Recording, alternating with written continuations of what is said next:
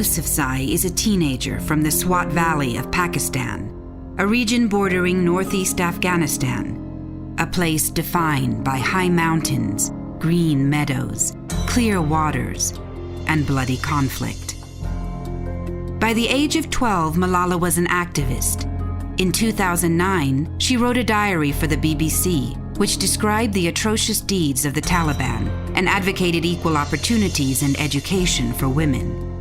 In 2011, Malala was nominated for the International Children's Peace Prize, and in December of that year, received Pakistan's first National Youth Peace Prize for her efforts. She also received death threats.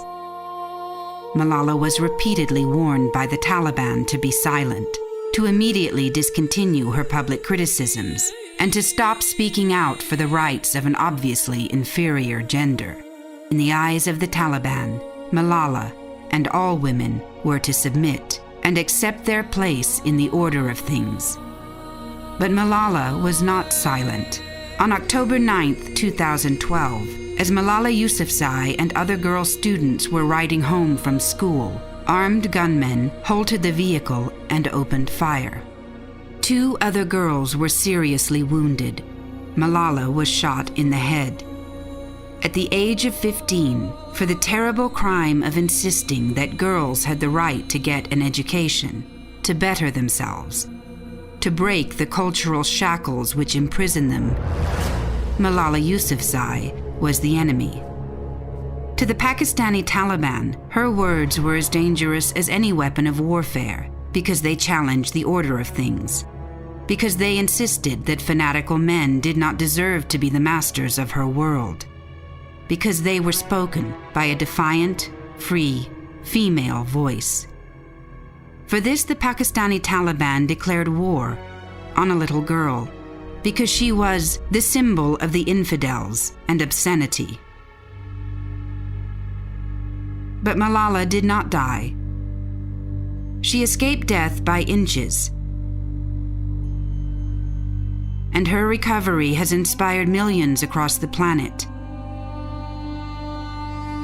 Among the first public photos of Malala's recovery is this one, the young girl reading a book, a symbol of the very education the Taliban wishes to deny.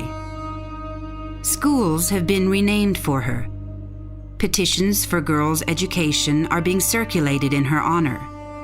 And for the moment, millions of eyes are opened to the brutal, cowardly, oppressive cultures that seek to keep women's rights, to keep human rights, under their boot.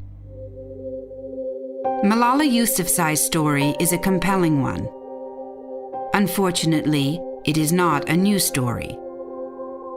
Every day, atrocities like this are committed around the world. And for thousands of years, tyrants have been terrified that those under their control will rise up and wield the most dangerous weapon of all, an idea. This is a critical moment. This horrific act of violence and oppression charges us to take a long, hard look at things and decide that we will not stand quietly as our fellow human beings are tortured and executed for the crime of thinking for themselves, that we refuse to be threatened into submission, and that we will not stop fighting until those oppressed are physically and intellectually free. Thank you, Malala, for showing us how powerful a single voice can be, for providing an example of real courage, and for reminding us that the fight for human rights is not the responsibility of any one person, but is instead the responsibility of us all.